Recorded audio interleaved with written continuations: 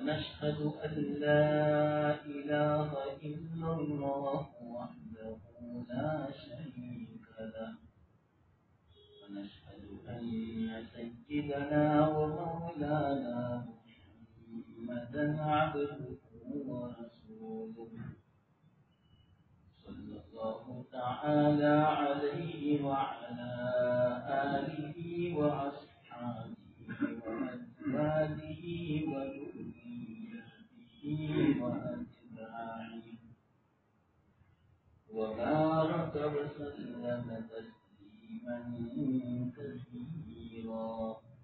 أما بعد، فأعوذ بالله من الشيطان الرجيم. بسم الله الرحمن الرحيم. الحمد لله رب العالمين الرحمن الرحيم مالك يوم الدين. صدق الله العظيم.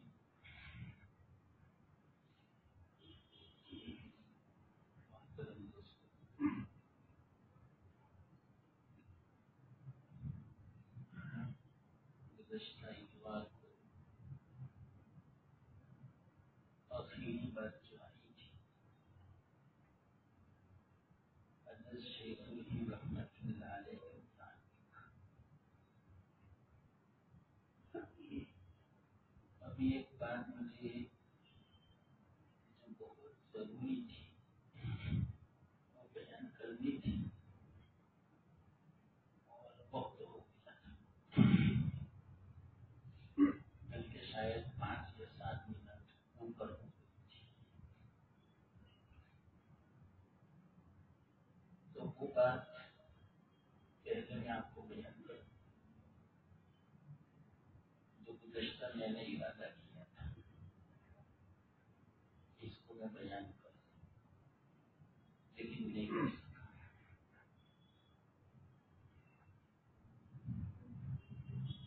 وہ کون سی بات اس کو یاد رکھیں؟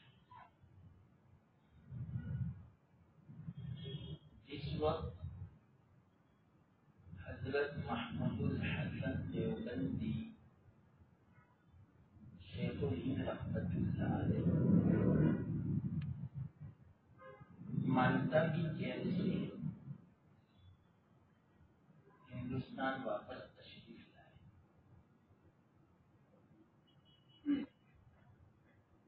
دیوبند میں آئے، بڑے بڑے علماء ملاقات کے لیے تشریف لائے.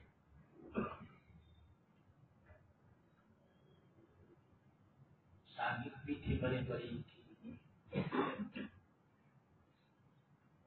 وہ شاگرد ہی خود اپنے زمانے کے اکابرین میں سے تھے.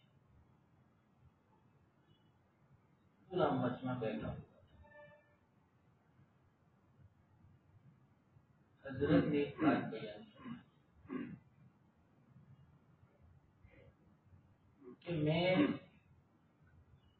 مالٹا کی جیل سے 2 سبق سیکھ کے آیا.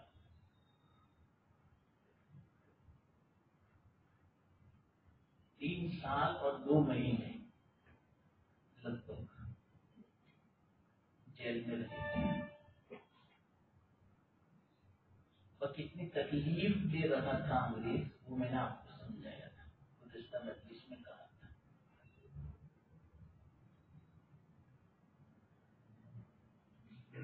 کسی بھی طرح ان کو ثبوت نہیں ملا،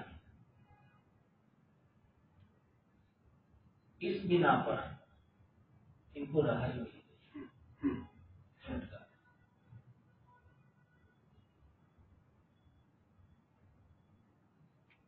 بڑی تکلیف برداشت کی، وہاں پر بیٹھے نہیں رہے جیل، وہاں بھی دین کی خدمت، وہاں بھی خانقاہ، وہاں بھی ذکر اللہ، وہاں بھی مجلس مانتا کی جائے.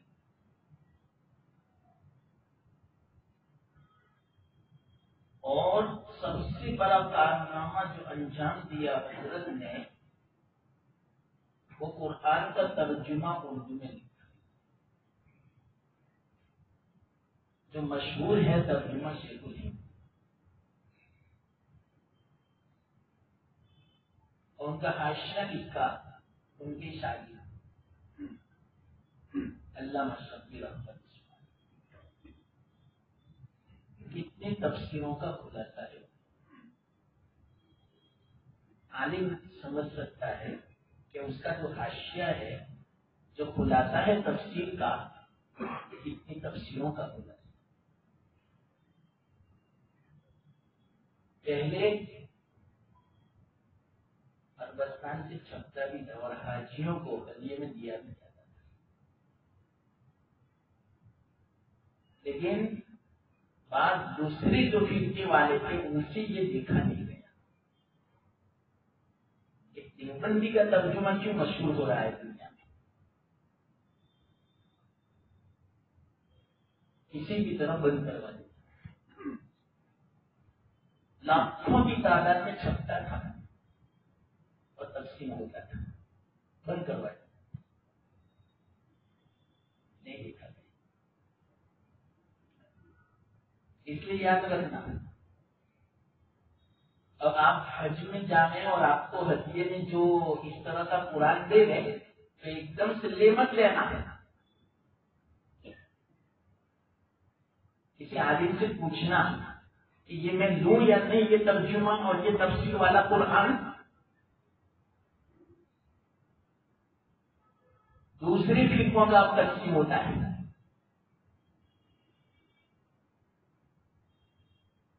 جو اہل سنت والجماعت کے جو عقائد ہیں اس کے خلاف. اس لیے یاد رکھنا، ہدیے میں ملے تو پہلے کوئی عالم ہو آپ کے ساتھ، اس کو پوچھنا یہ ترجمہ برابر ہے، یہ لینا چاہیے.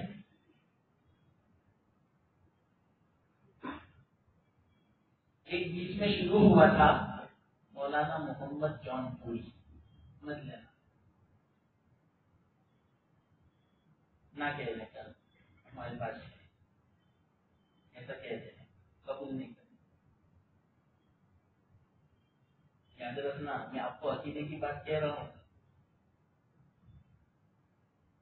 ہم اتنی بھی بات نہ کہیں، انہوں نے قرآن ترجمہ تفسیر بند کروا دی تو ہم اپنے خیالات والوں کو اتنی بھی فہمائش نہ کریں کہ آپ قبول مت کرنا. اگر اس طرح کہتے ہیں تو وہ کیا کہتے ہیں، دیکھو یہ کیسی بات کرتے ہیں فرقہ وارانہ. یہ کوئی فرقہ وارانہ بات نہیں ہے، آپ کو بدعقیدگی سے بچانا ہے. انہوں نے جب پورا قرآن بدلوا دیا، پورا قرآن کی تفسیر بند کروا لی، ہمیں اتنا بھی حق نہیں بنتا کہ اپنے خیالات والوں کو اتنا بھی ہم سمجھائیں کہ لینا مت، قبول مت کرنا.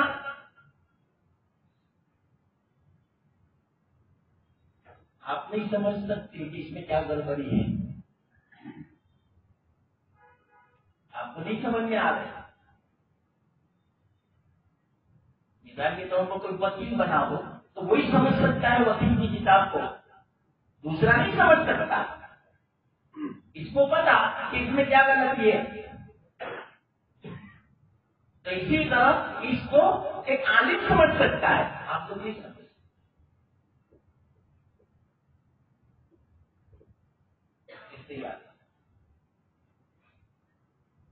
تو سب سے بڑا کارنامہ حضرت شیخ الہند رحمت اللہ علیہ نے مالٹا کی جیل میں جو انجام دیا، وہ ترجمہ لکھا ہو، ایسا ترجمہ لکھا ہے کوئی مثال نہیں.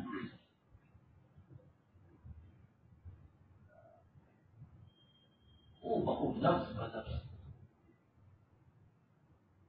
علماء جانتے اس ترجمے میں کیا مٹھاس ہے، کیا چاشنی فرق اٹھنا ہے. ایسا ترجمہ ہے، یہ انجام دیا تھا کارنامہ.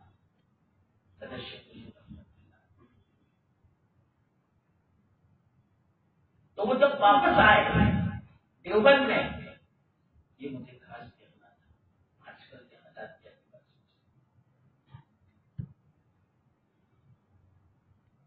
بہت خطرناک حالات ہے.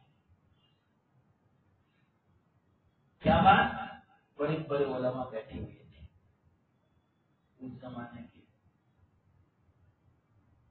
ان سے فرمایا میں مالٹا کی جیل میں 2 سبق سیکھ کے آیا ہوں. ایک دم سے کان کھڑے ہوئے علماء، اتنا بڑا علامہ پوری زندگی قال اللہ قال رسول میں اور دین کی خدمت میں گزار دی، ابھی کون سے 2 نئے سبق سیکھ کے آئے ہوں گے؟ ایک دم سے سب مستعد ہو گئے سننے کے لیے. حضرت نے فرمایا کہ آج پوری دنیا میں مسلمان دینی اور دنیاوی اعتبار سے ذلیل اور برباد اور ہلاک جو ہے،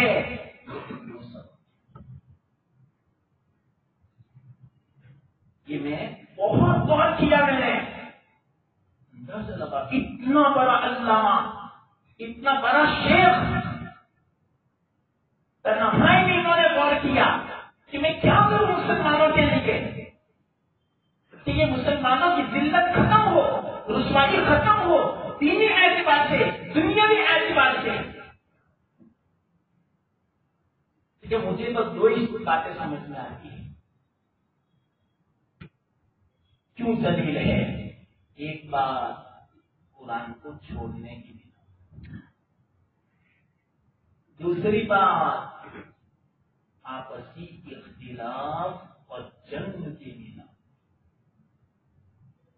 یہ 2 باتیں اس کی اصلاح کر لو مسلمان، یہ ساری ذلت ختم کر. اور کیا فرمایا، یہ 2 سبق میں نے سیکھے،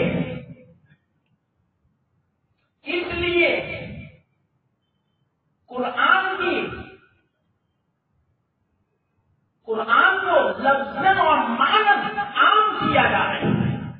قرآن کی تعلیم لفظاً و معناً، لفظی تعلیم یعنی تلاوت ناظرہ، اور معناً یعنی اس کی تفسیر، اس کا معنی، اس کا مفہوم، قرآن کیا کہنا چاہتا ہے وہ معنی.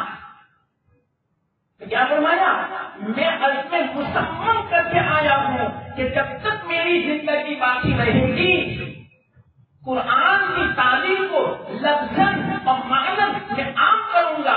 لفظی تعلیم کے لیے میں یوں کہتا ہوں مسلمانوں کو کہ بستی بستی مکاتب قائم کرو اور مسلمان بچوں کو قرآن کی لفظی تعلیم سے روشناس کرو. قرآن کی تلاوت اور قرآن کی لفظی تعلیم ان کو سکھاؤ. اور قرآن کے معنی کے لیے میں نے ارادہ کیا ہے کہ عوام کو قرآن کا معنی سمجھانے کے لیے درس قرآن کی مجلس رکھی جا رہی ہے. جگہ جگہ روشناس کیا جائے،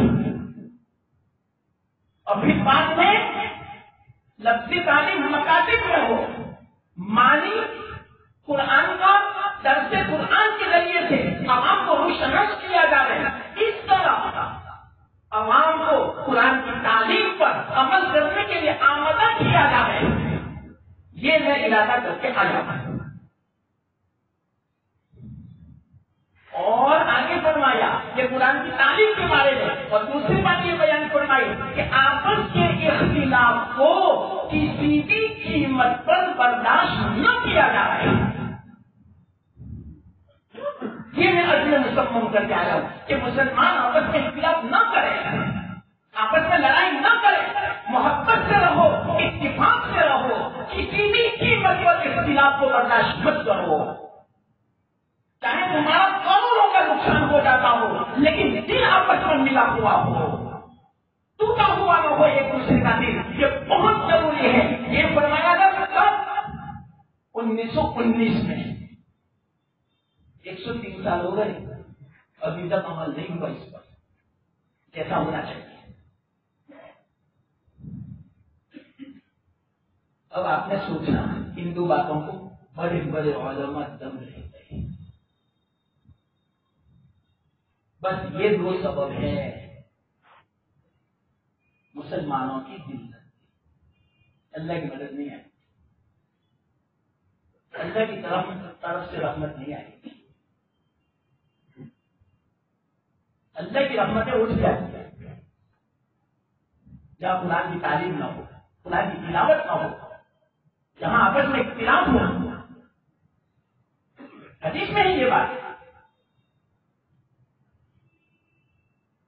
اور یہ بات صرف مسلمانوں نے نہیں کہی، اتنے بڑے علماء نے نہیں کہی،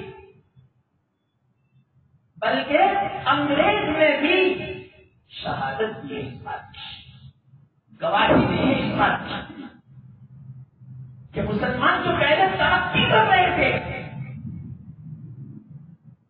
دن بدن ترقی، دن بدن فتوحات، دن بدن ان کی عزت میں اضافہ، اس کی وجہ کیا تھی؟ قرآن سے ان کی وابستگی، قرآن سے لگاؤ تھا، تلاوت کے اعتبار سے بھی، سمجھنے کے اعتبار سے بھی، قرآن پر عمل کرنے کے اعتبار سے بھی۔ اسی بنا پر مسلمان ترقی کرتے چلے جا رہے تھے، اور جب سے مسلمانوں نے قرآن چھوڑا، قرآن پر عمل چھوڑا، تب سے تنزل شروع ہو گئی، پستی شروع ہو گئی، حکومتیں بھی چلی گئی، عزتیں پامال ہو گئی، پوری دنیا میں ذلیل اور رسوا ہو گیا۔ آج اتنے ممالک اسلامی 55 سے زیادہ، اتنے ممالک کسی کے نہیں ہیں، نہ عیسائی کے ہیں نہ غیر کے ہیں، کسی کے نہیں ہیں، لیکن اس کے باوجود اتنے زیادہ مسلم ممالک ہونے کے باوجود ایک مسلمان بادشاہ کی بات، ایک مسلمان امیر اور خلیفہ کی بات یونوں میں نہیں سنی جاتی، وہ تو فیصلہ کرتے ہوئے وہی نافذ کیا جاتا ہے۔ اور جب 55 کو جس کے پاس ہو تو وہ 55 میں سے اگر کوئی بات پیش کرے، مجال ان باتوں کو قبول نہ کرے اور ان کو ٹھکرا دے دیں۔ بہت افسوس کی بات میں آپ کو کہہ رہا ہوں، وجہ کیا؟ قرآن چھوڑا اور آپس میں اختلاف۔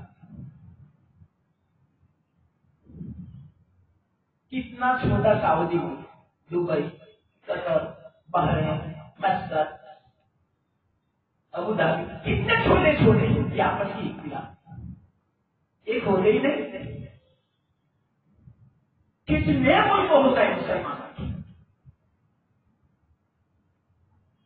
ایک ہو ہی نہیں، ہوتے ہی نہیں، معلوم نہیں کیا وجہ ہے۔ یہ بہت بڑی کمی ہے مسلمانوں کی، اور ان کی حالت دیکھو۔ یورپ کے کتنے ملک ہیں؟ 25 سے بھی زیادہ، ایک ہی کم۔ افریقہ کتنے ہیں؟ سب ایک ہیں۔ امریکہ کتنے ہیں؟ سب ایک ہیں۔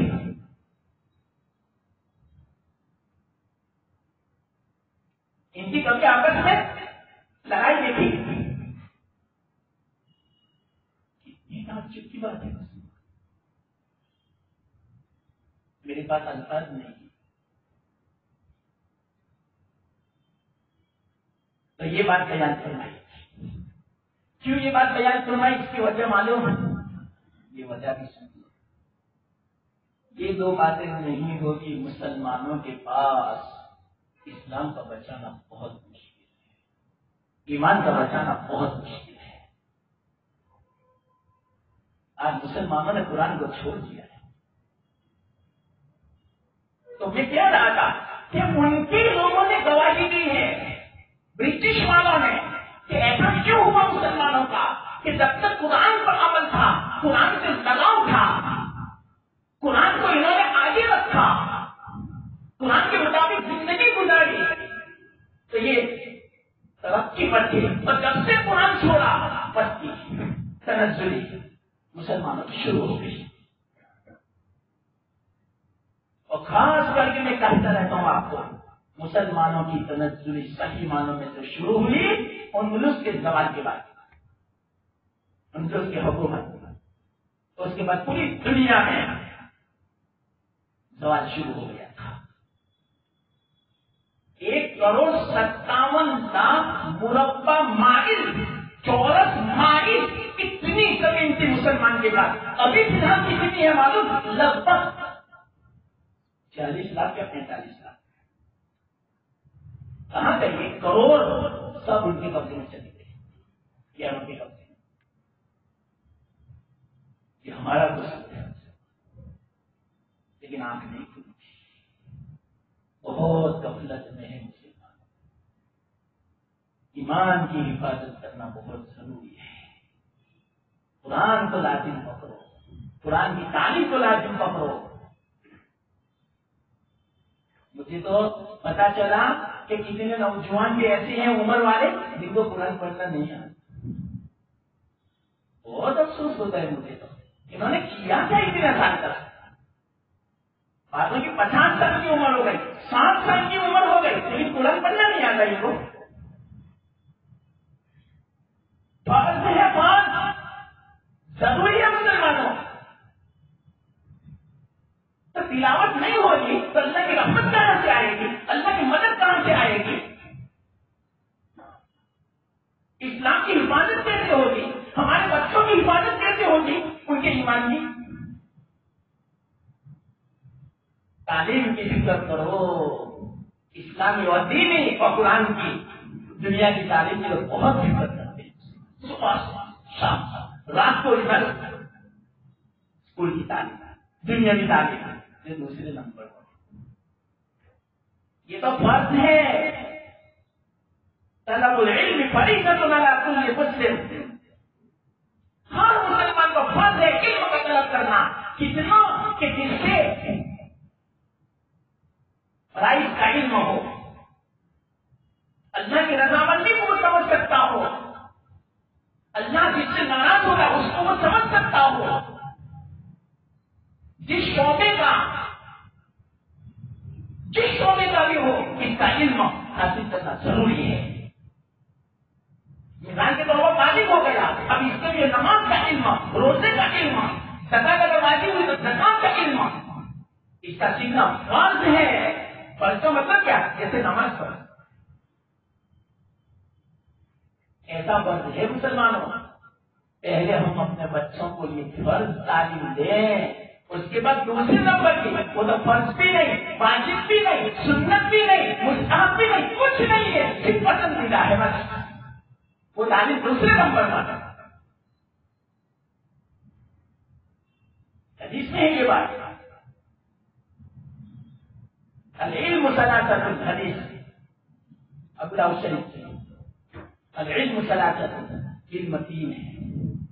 آیۃ محکمۃ, سنت قائمۃ, فریضۃ عادلۃ, وما سوى ذلك فضل. علم تین ہے. آیت محکمۃ, قرآن کا علم, سنت قائمۃ, حدیث کا علم, فریضۃ عادلۃ, فقہ و مسائل کا علم, اور اس کے علاوہ جتنے بھی علوم ہیں دنیا میں یہ سب فضیلت کے ہیں, پسندیدہ ہیں, اس کا کوئی حکم نہیں. چلو بتاؤ آج ہماری حالت کیا ہے. دنیا کے علوم کو فرض کے درجے میں مدرسے کا، قرآن کا اور مسائل کا علم دوسرے نمبر پر الٹا ہو چکا ہے.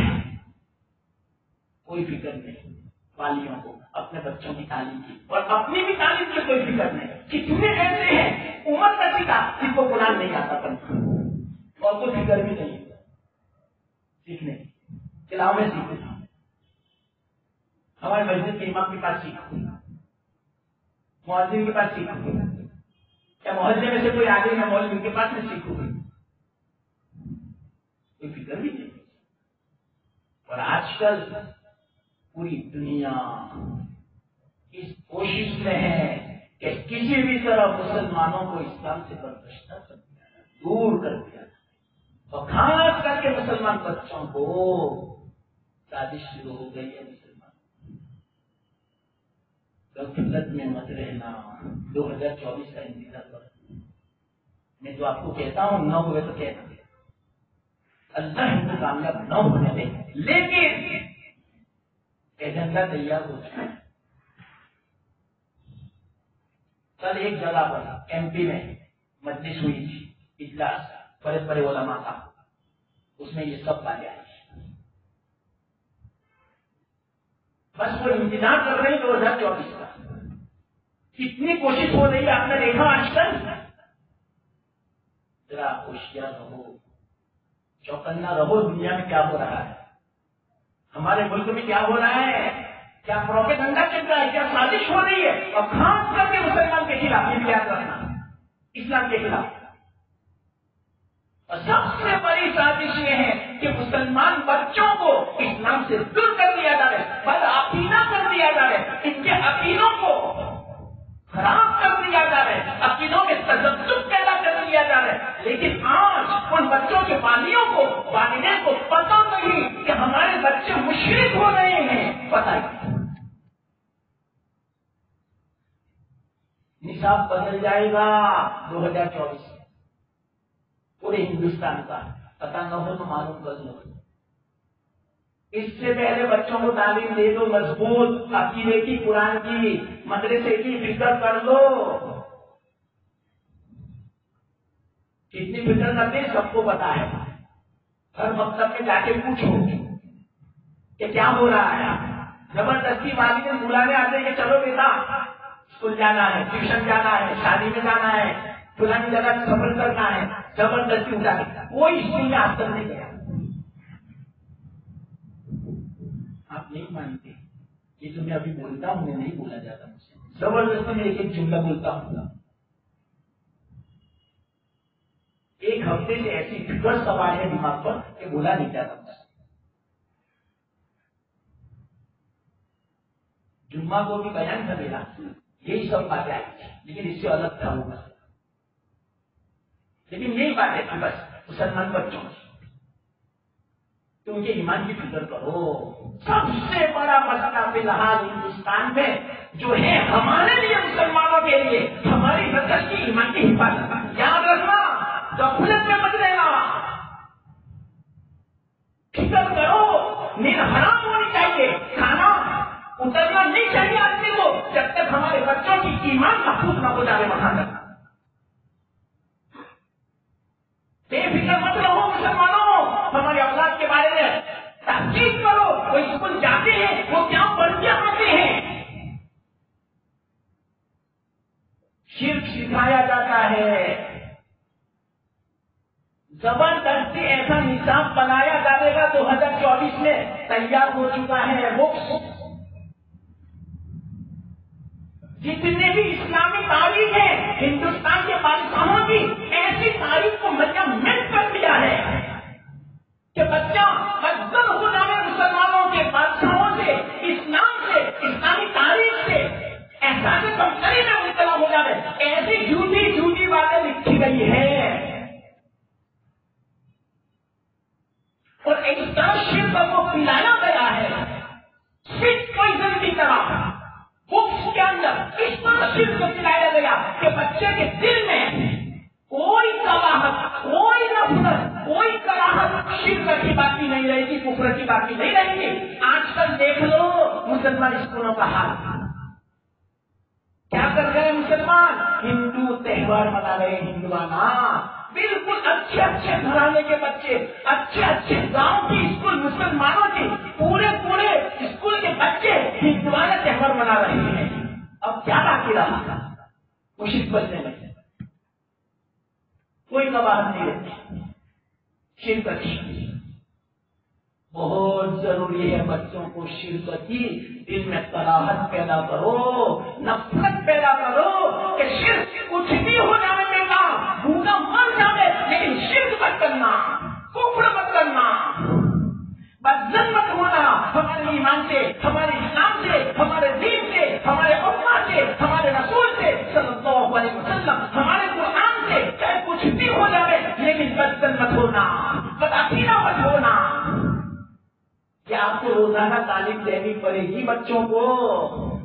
ایک دن نہیں، صرف روزانہ صبح شام. بچہ شام کو آئے گا، پوچھنا پڑے گا بچہ کیا سیکھ کے آئے گا،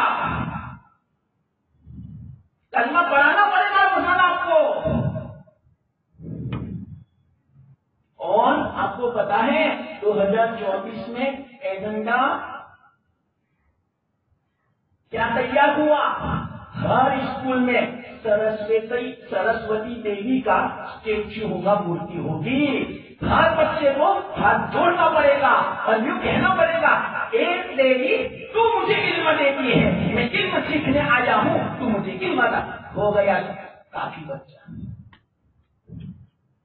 ہر اسکول میں سرسوتی دیوی کی مورتی رکھی جائے گی. یہ ایجنڈے میں ہے. کیا کرو گے بتاؤ اپنے بچوں کو؟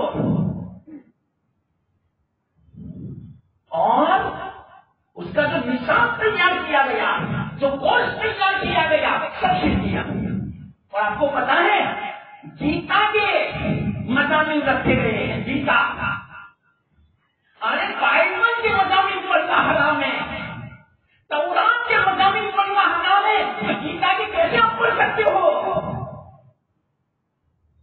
بکس میں گیتا کے ٹاپک اور سبجیکٹ رکھا جائے گا، لیسن ہوگا اس کا. اور کیا کہا معلوم؟ یہ دھارمک کتاب نہیں ہے بلکہ یہ تفسیر کی کتاب ہے، اس کو پڑھنا لازم. کیا ہوگا ہمارے بچوں کا؟ ہر آدمی تھوڑی سمجھتا ہے، ہر مسلمان گھرانہ تھوڑی سمجھتا ہے، ہر مسلمان کو تھوڑی فکر ہے. ارے اپنی فکر نہیں ہے، صرف دنیا کی فکر ہے. جب ان کے والدین والیوں کو، بڑوں کو جب اپنی ایمان کی فکر نہیں ہے تو اولاد کی کیسے فکر ہوگی؟ بس ان کو صرف دنیا کی تعلیم، بس ان کو دنیا چاہیے اور کچھ نہیں چاہیے. چاہے ایمان برباد ہو جائے، رخصت ہو جائے، ہمارے عقیدے خراب ہو جائے، کوئی پرواہ نہیں ہے مسلمانوں. تو ان کا کیا ہوگا؟ اور سن لینا ایک بات، ہندوستان میں جتنے مسلمان ہیں، یوں سمجھو کہ ہندوستان میں مسلمان 100% میں سے 99% اور 5 بچے اسکول جاتے ہیں. 1% بھی سروے کیا گیا پورے ہندوستان کا مدارس کے طلبا کا، تو اسکول کے بچوں کے مقابلے میں 1% بھی بچے مدرسے نہیں آتے. تو 99% بچوں کا کیا ہوگا؟ بہت بڑی فکر ہے مسلمانوں، ان کا کیا حال ہوگا؟ مرتد ہو رہے ہیں. آپ کو پتا ہے کشمیر میں کتنے مسلمان مرتد ہو گئے؟ آپ کو پتا ہے؟ کیا غفلت میں بیٹھے ہو؟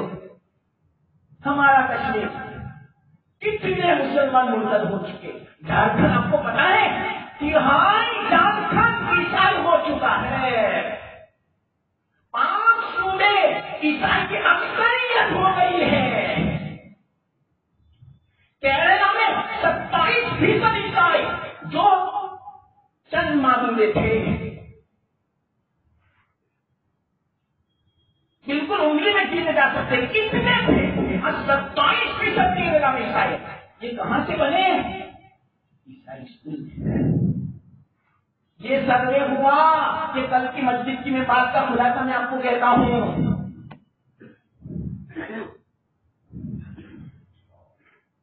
5 صوبے اکثریت عیسائی کی ہوئی. اور کیسے ہوئی؟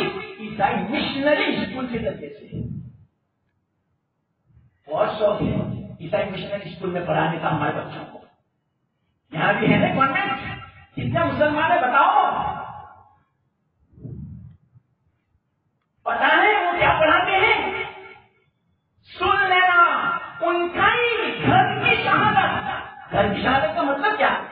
ان کے جو عیسائی لوگ ہیں نا انہوں نے خود کہا یہ مطلب گھر کی شہادت کا کہ ہم نے واحد عیسائی مشنری اسکول اس لیے کھولی کہ مسلمانوں کو بدعقیدہ کیا جاتا ہے. اگر وہ عیسائی نہ بنے کوئی حل کی بات نہیں، لیکن مسلمان بھی باقی نہ رہے یہ ہمارا مقصد ہے.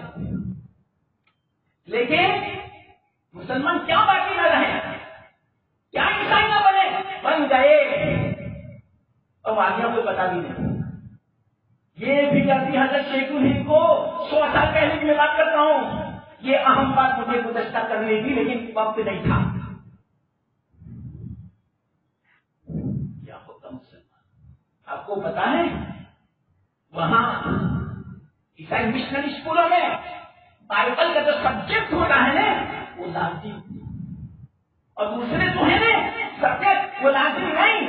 اگر اس میں آپ کامیاب ہوں گے پرسنٹیج وہ جو چاہتے ہیں لیکن نہیں آئیں گے تو آپ کو ترقی نہیں دی جائے گی. اس پر مدد، حالانکہ یہ تو ایک مذہبی کتاب ہے، اس پر مدد نہیں ہونا چاہیے. تو آپ اس سے اندازہ لگاؤ کہ وہ بچہ کتنی محنت کرے گا اس بائبل کے سبجیکٹ کے اوپر.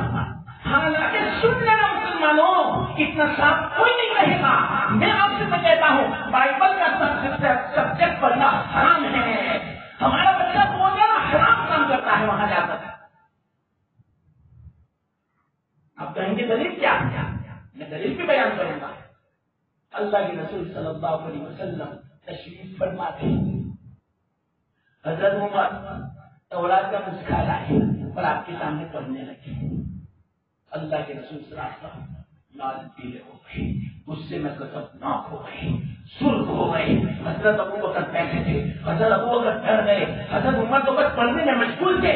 حضرت ابو بکر نے عمر سے کہا کہ عمر آپ دیکھتے نہیں اللہ کے رسول صلی اللہ علیہ وسلم کی حالت کتنا غضبناک ہے، آپ پڑھ کے چلے جاؤ. ایک دم سے دیکھا حضرت عمر ڈر گئے، کہاں اٹھے یا رسول اللہ میں اللہ رسول کی ناراضگی سے نپٹنا چاہتا ہوں، مجھے معاف فرماؤ، معاف فرماؤ. مجھے پتا نہیں تھا کہ آپ کے سامنے میں تورات پڑھ رہا ہوں، مجھے پتا نہیں تھا کہ آپ کی ناراضگی کا سوال ہے. اللہ کے رسول نے فرمایا اے عمر اگر موسیٰ میرے زمانے میں آ جائے اور تم ان کی اتباع کرو تم گمراہ ہو جاؤ گے.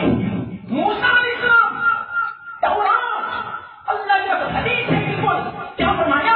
ارے تم میرے سامنے تورات پڑھتے ہو، موسیٰ بھی اگر آ جائے ان کو قرآن پڑھنا پڑے گا، میری اتباع کرنی پڑے گی، میری تقلید کرنی پڑے گی، میری اتباع کرنی پڑے گی. اگر تم نے موسیٰ کی سے تقلید کی تورات کو اس وقت جو پڑھانے گمراہ ہو جاؤ گے. گمراہ اللہ کے رسول کا زمانہ ہے. صحابہ کو فرمایا صحابہ کے لیے جب بائبل پڑھنا تورات پڑھنا حرام ہے تو ہمارے بچوں کو پڑھنا کیسے حرام ہو سکتا ہے؟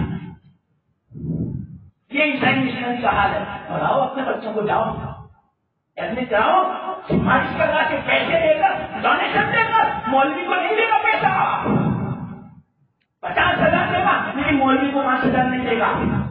تو یہ حالت دیکھ لو. بیچارے مولوی ہو رہے ہیں، ایمان بچا رہے ہیں علماء. تنخواہ 5,000 7,000 اور ان کی تنخواہ لاکھ 1.5 لاکھ اور ٹیوشن کے لیے ہزاروں روپے اور ڈونیشن ایڈمٹ کے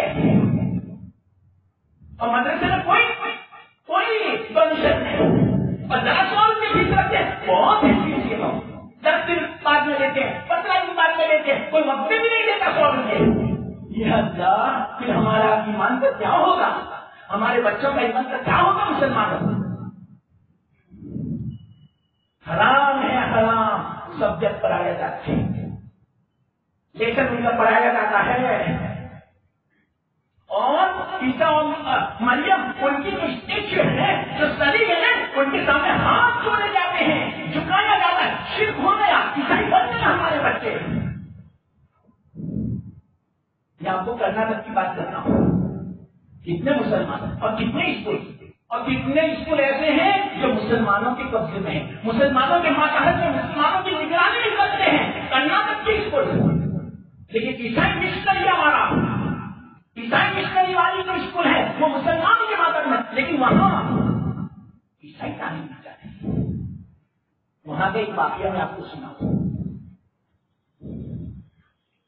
باپردہ عورت نیک دیندار گھرانے کی, 2 بچے نہیں تھے. کوئی بھی بچہ پیش آتا عورت فوراً عالم سے کانٹیکٹ کرتی ہے اور عالم کے بعد جاتی ہے.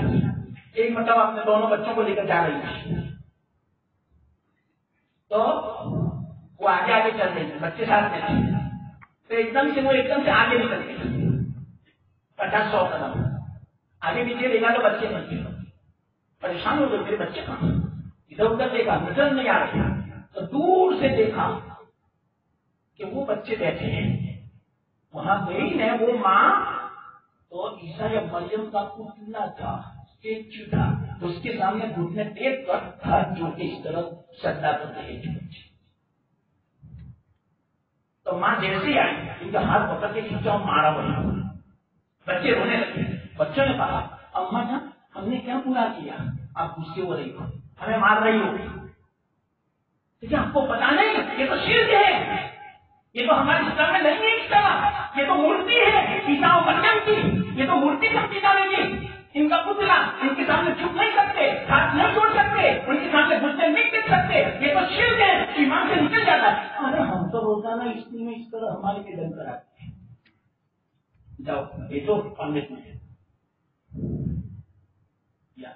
کوئی پرواہ نہیں, ناک گلا میرا بچہ ہے, پورے بلوچ والوں کو میں جمع کروں بیان کروں, کوئی اثر نہیں ہوگا.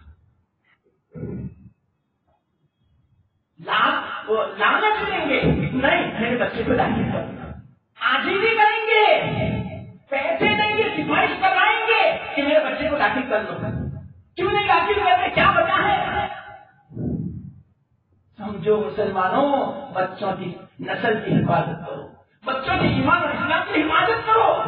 یہ تو میں اسلامی مشنریوں کی بات کرتا ہوں. ارے عام جو سرکاری اسکولیں ہوتی ہیں اور جو پرائیویٹ اسکولیں مسلمانوں کے خلاف, ان میں یہی سب تعلیم ہے.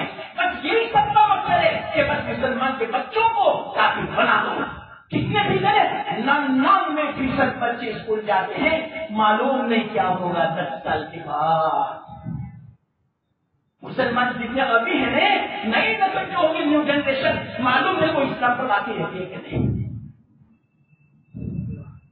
عقیدے تو خراب ہو ہی جاتے ہیں, دماغ تو خراب ہو ہی جاتا ہے. وہ کبھی عالم کی مجلس میں نہیں آئیں گے, ان کو ایسی باتیں سمجھ میں نہیں آئیں گی, قرآن سمجھ میں نہیں آئے گا, قرآن نہیں پڑھیں گے, وہ کبھی نہیں پڑھیں گے.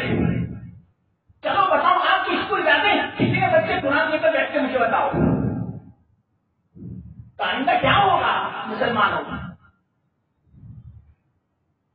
بہت ضرورت ہے اس کی.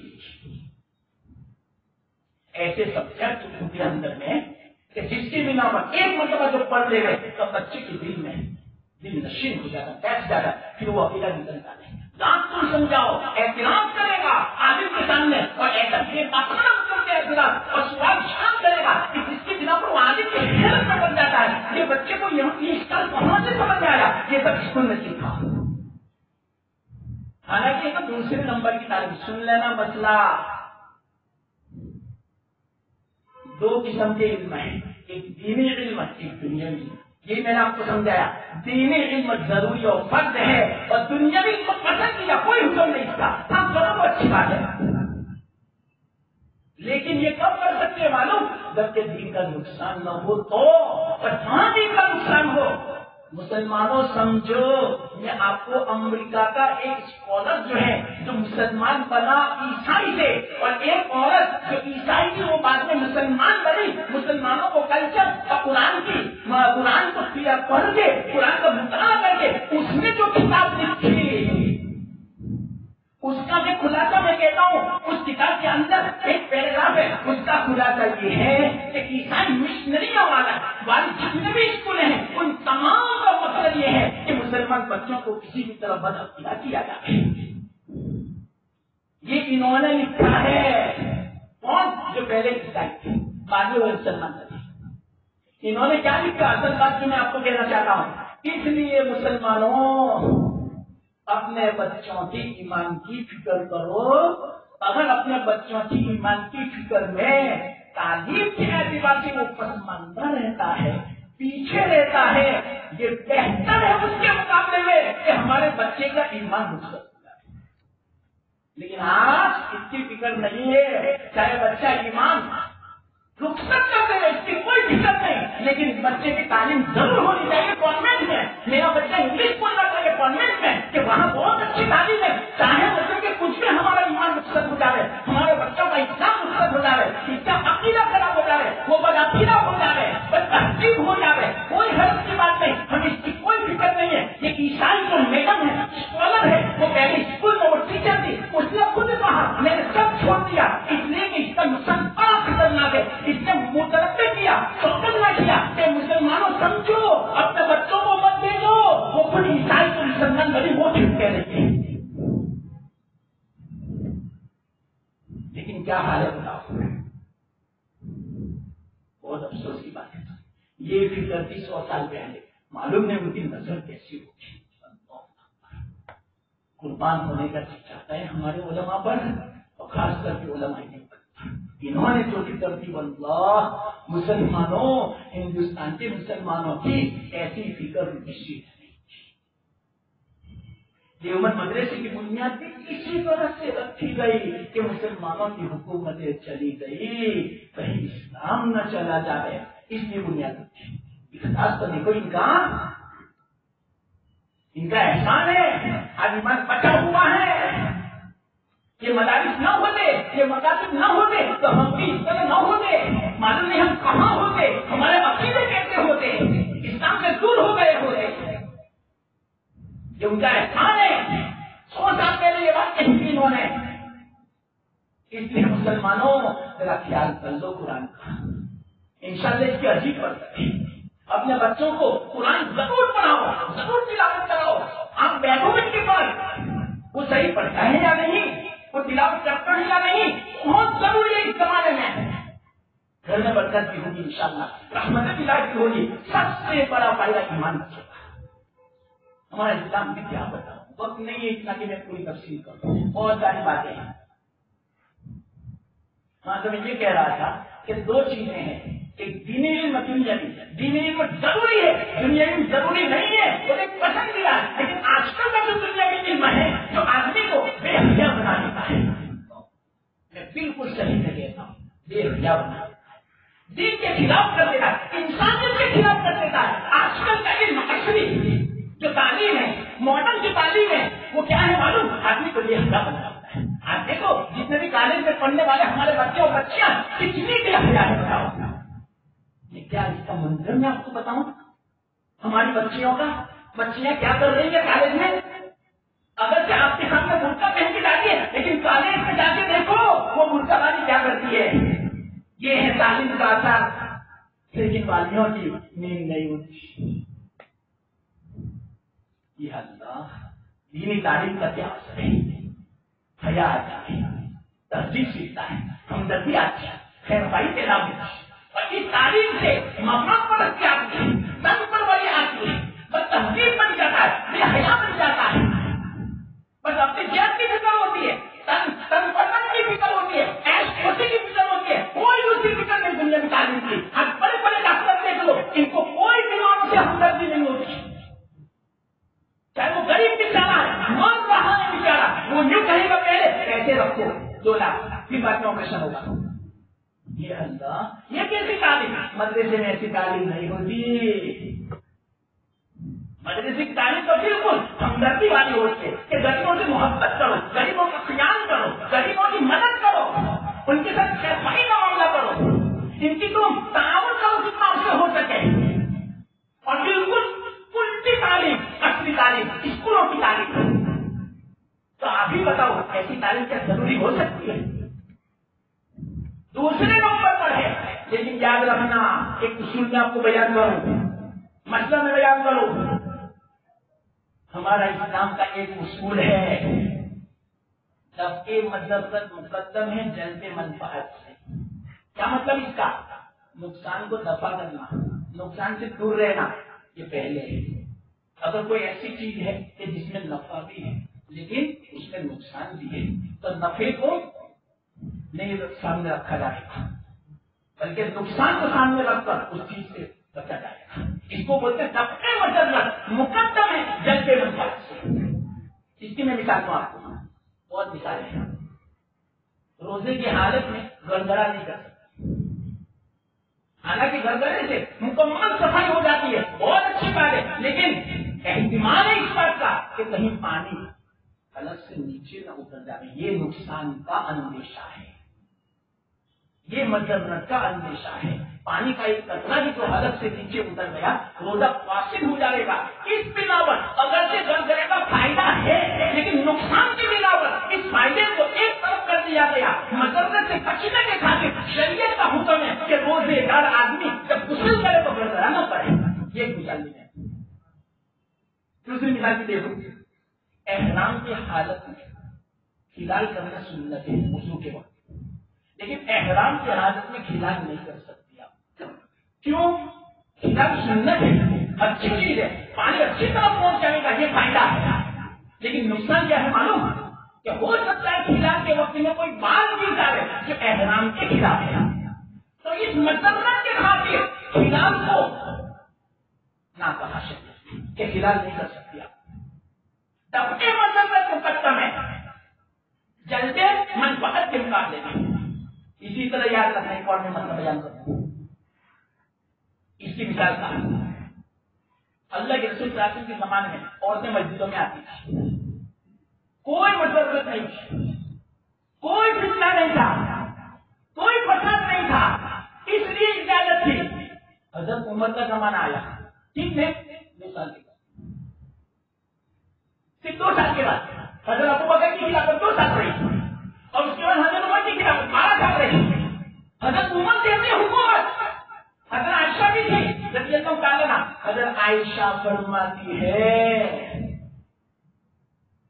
کہ ہمارے زمانے کی عورتوں کو اگر اللہ کے رسول صلی اللہ علیہ وسلم دیکھ لیتے تو ان کو مسجد میں آنے کی اجازت نہ دیتے. کب کی بات ہے؟ ابھی تو آپ کی وفات کے 5-6 سال ہوئے, زمانہ بدل گیا, فتنہ ہونے لگا شروع, تو ابھی تو 14 سال ہو گئے. اب عورتوں کو مسجد میں لاؤ گے تو کیا ہوگا؟ مسجد کے وعدے پورے ہوں گے, اللہ کے گھر میں کون ہوگا؟ مسجد میں ملتے آؤ, کھلا بھی نماز میں جو عبادت کی جگہ, اللہ سے ڈرنے کی جگہ, وہاں پر لگتا کی خواہشات پوری ہو رہی ہے, بدنظریاں ہو رہی ہے. کیا عبادت کا نور ملے گا؟ جو کوئی عبادت کی وہ بھی دھل جائے گی. اور وہ زمانے کی بات, حضرت عمر کی بات, حضرت عائشہ کی بات. حضرت عمر نے منع کر دیا کوئی عورت نہ آئے مسجد میں, اس وقت سے بنے. لیکن آج کل تو شروع ہو رہا ہے. حضرت عمر سے بھی زیادہ پاکیزگی ہے, حضرت عائشہ کے زمانے کی عورتوں سے بھی زیادہ پارسا اور آج جو نماز میں آتی ہے اور جمعہ میں آتی ہے, سمجھو. ہاں تو جنتے بن کر, ہاں عورت مسجد میں آ رہے, جماعت کی موت کریں گی, فائدہ ہے, لیکن مطلب کا ہے اس کا کیا مطلب ہے؟ فتنہ ہوگا.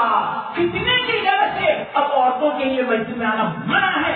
تب کے مطلب مقدم ہے چلتے منفعت.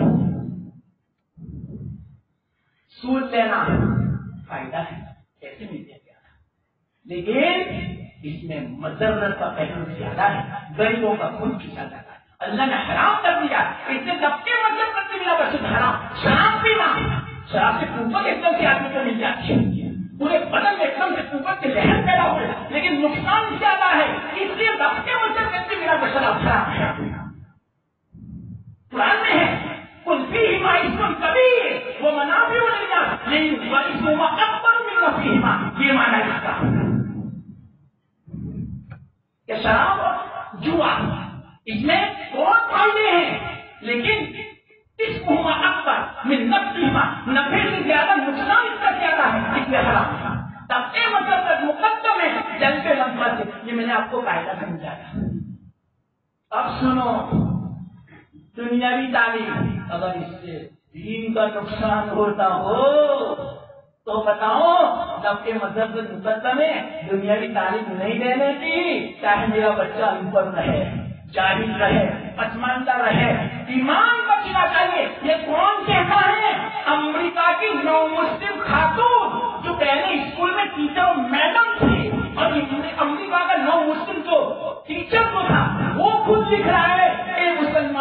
बच्चों को ईसाई मिशनरी में मत भेजो, ईमान की हिफाजत करो। ईमान दावातोड़ हो जाता है, ईमान में तजस्सुब पैदा हो जाता है, बच्चा ईसाई मिशनरी स्कूल के अंदर अकीदा हो जाता है। अगर वो पूरा ईसाई नहीं बनता बस जाहिर, लेकिन मुसलमान की बातें नहीं रहता, लेकिन आजकल तो ऐसा है कि वो ईसाई बन जाता है। ये बात यहाँ से आई। फिक्र करो मुसलमानों, क्या होगा हमारे बच्चों का। और सुन लेना 2024 का मैं आपको एजेंडा बयान कर रहा था, इसमें ये बीच में बातें आई। एक एजेंडा है वंदे मातरम गाना फर्ज होगा। या अल्लाह क्या होगा हमारे बच्चों का। बच्चे तो बहुत मजे से पढ़ेंगे, इनको थोड़ी पता है कि मसला क्या है, हराम क्या है, इसमें क्या है खराबी। सबसे बड़ी खराबी भाई हमारा मुल्क वाकईयत ये मोहब्बत के तारीफ है, महबूब है, लेकिन महबूब तो नहीं है। महबूब तो अल्लाह है। तो वंदे मातरम में यही बताया जाता है, यही गवाया जाता है कि हमारा भारत हमारा महबूब है। अरे महबूब तो हो सकता है अपना वतन, महबूब नहीं हो सकता। अरे मक्का जैसा, मक्का हमारा महबूब नहीं बन सकता, हम महबूब हैं। अरे मदीना जहाँ हमारे आका आराम फरमाए वो हमारा महबूब नहीं हो सकता, हम महबूब हो सकता है। तो भारत हमारा महबूब कैसे हो सकता है। रोजाना बच्चे के लिए पढ़ना फर्ज होगा। अब आप ही बताओ, बच्चा जब जाएगा मुसलमान बन के जाएगा, जब आएगा घर पे काफी बन के आएगा, मुशरिक बन के आएगा, क्या होगा। एक हफ्ते से मेरे दिल में ये बात थी महाराज, कब मैं आप लोगों के सामने बयान करूं। जुम्मा को भी बयान नहीं कर सका, आधे घंटे में वक्त हो गया था। अभी भी मैं बयान नहीं कर सका, वक्त हो गया। कब मुसलमानों की नींद हुई, कब गफलत दूर होगी। अगर तालीम देना है पहले पुख्ता तालीम को, अकीदे की, कुरान की 1 से 7 जो मकासद की जो तालीम है इसको फर्ज समझो। फर्ज मुकम्मल तालीम लो, अपने बच्चों को मत ले जाओ बीच में से ट्यूशन दूसरे वक्त में रखना, लेकिन मदरसे की तालीम मुकम्मल करो। लेकिन बेचारे आजकल मदरसे वाले भी भी बेचारे स्कूल के ताबे हो चुके हैं, माँ बाप के ताबे हो चुके हैं। कोई हर की बात नहीं ले जाओ, दोपहर में पढ़ा देंगे आपके बच्चों को, शाम को पढ़ा देंगे आपके बच्चों को, मगरिब पर। ये उलमा की फिक्र है मुसलमानों, तुम मजदारों ने उलमा की कितनी फिक्र की बताओ। 10,000 दे दिए, 5,000 दे दिए, बस बहुत हो गया, बहुत ही कम हुआ। अरे इनके घर को पूछो क्या हालात है बिचारोगे, उनकी बीवी क्या हालत है बिचारोगी। क्या उनके नहीं है दिल, उनके नफ्स नहीं है, उनकी ख्वाहिश नहीं है, उनकी बीवी बच्चों की ख्वाहिश नहीं है। 10,000 में आप जरा घर चला के दिखाओ इस महीने में। शर्म नहीं आती हम माताओं को कि इनकी खबर रखिए बिचारों की, कि हमारे बच्चों की ईमान की फिक्र कर रहे हैं ये लोग। और हमने कितनी फिक्र की उनकी दुनिया की, कि मरने के बाद पता चलेगा ये तो बेचारे सबर से बैठे रहेंगे, कि यही सबर की तालीम है कुरान हदीस में। तो वो तो सबर करते रहेंगे बेचारे उलमा, वो नहीं कहेंगे आपसे कि हमारा खर्चा 25,000 और 30,000 हो रहा है, डिलीवरी का खर्चा कोई पूछता नहीं आदमी को बेचारे को। और आजकल मिनिमम नॉर्मल डिलीवरी 30,000 25,000 की हो गई। कितने मदद की आदमी की आप बताओ। कभी दिन में ध्यान तक नहीं आता, और गवर्नमेंट स्कूल में 50,000 देने जाएगा और आंटी करके देने जाएगा, और प्राइवेट स्कूलों में लाखों रुपये देने जाएगा, और रिक्शा भी बांध देगा, गाड़ी भी बांध देगा, सब कुछ बांध देगा। चाहे उसका खर्चा महीने में 5,000 रुपये क्यों ना हो, लेकिन मदरसे में 100 रुपया फीस देने के लिए पैसे नहीं निकलते, पैसे नहीं है वो लगाना। डूब जाना चाहिए मुसलमानों, हम कहाँ जा रहे हैं ये फिक्र है मुसलमानों, ये फिक्र है कहाँ। और हमारी बच्चियों की यह अल्लाह हमारी वालिदैन ने उनकी फिक्र को बड़ा इताद, उनकी इज्जतों की कोई फिक्र नहीं। बच्चियां बाहर फॉरेन में जाती हो अकेली, वहाँ क्या करती होगी बेचारी, वो कैसे रहती होगी फॉरेन में हो। या अल्लाह आपने क्या देखा वहाँ तो कितना खतरनाक, और वहाँ की कॉलेज, वहाँ की यूनिवर्सिटियाँ, और वहाँ अकेले रहना बोर्डिंग में, और वहाँ अपना खर्च निकालने के लिए दुकानों में और मर्दों के साथ काम करना, क्या होता होगा अभी बताओ।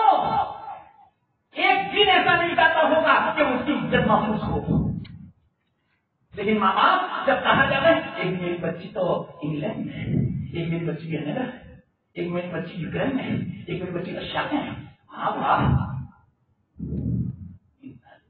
لاکھوں روپے خرچ کر کے بیچتا ہے، ایمان بیچ رہا ہے، لاکھوں روپے دے کر ایمان بیچ رہا ہے، ایمان کی کوئی قیمت نہیں چکا سکتا،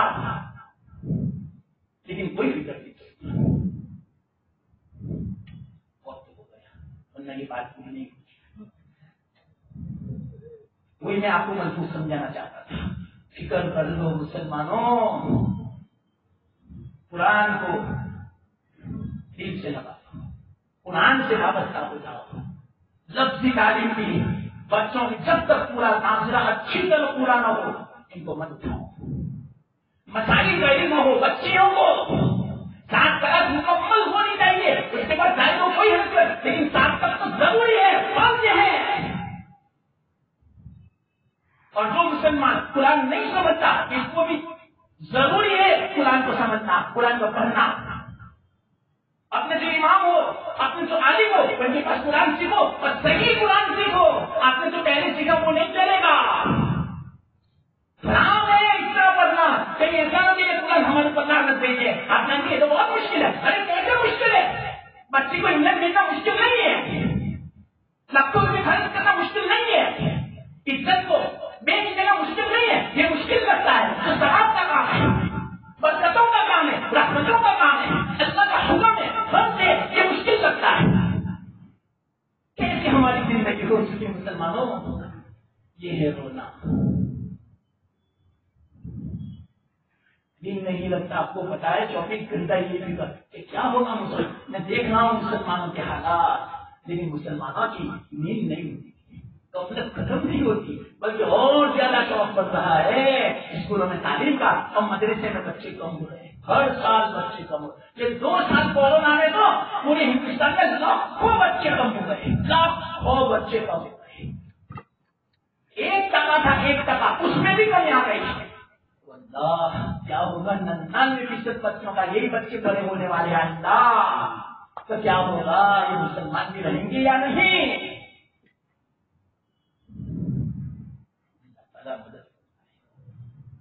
اللہ حفاظت فرمائے، ہمارے نسلوں کی، ہمارے بچوں کی حفاظت فرمائے، بہت ضروری ہے، تعلیم دو بچوں کو، عقائد سکھاؤ، روزانہ ان کے لیے تربیت کے لیے آدھا گھنٹہ نکالو، ان کو پوچھو اسکول میں کیا پڑھا، بیٹا ایسا نہیں یہ غلط ہے، پہلے سے اللہ کی معرفت سمجھاؤ کہ اللہ کون ہے، اللہ کا کوئی شریک نہیں، اللہ کیسا ہے، اللہ کی معرفت، ہمارا اسلام کیسا ہے یہ سمجھاؤ، اسلام کتنی بڑی نعمت ہے اور اسلام کیسا مطلب یہ سمجھاؤ، یہ سکھاؤ، اور منظر کے بعد کیا ہوگا، جہنم، اگر تم نے تو اسلام پر قائم نہیں رہے تو، اور شرک کیا، جہنم کو سمجھاؤ، جہنم کو ان کو بیان کرو، یہ سب ہونے والا ہے، ان کو خوف دلاؤ، یہ بہت ضروری ہے آج ہمارے بچوں کو سکھانا، آدھا 1 گھنٹہ نکالو اپنے بچوں کے لیے، جب دنیا کے لیے 12 گھنٹے نکلتے ہیں تو اپنے بچوں کے ایمان کے لیے آدھا گھنٹہ نہیں نکلتا، خود کی تعلیم کرو، ہر گھر میں تعلیم ہونی چاہیے، حدیث کی، مسائل کی، عقائد کی، اللہ تعالیٰ کہنے سننے سے زیادہ عمل کی توفیق دے اور قبول فرمائے، آپ ابھی اور بیان نہیں کرنا ہے، لیکن چلو خیر چکی، اللہ نے توفیق دی، اللہ اس کو قبول فرمائے اور عمل کی توفیق دے، واحد دعوانا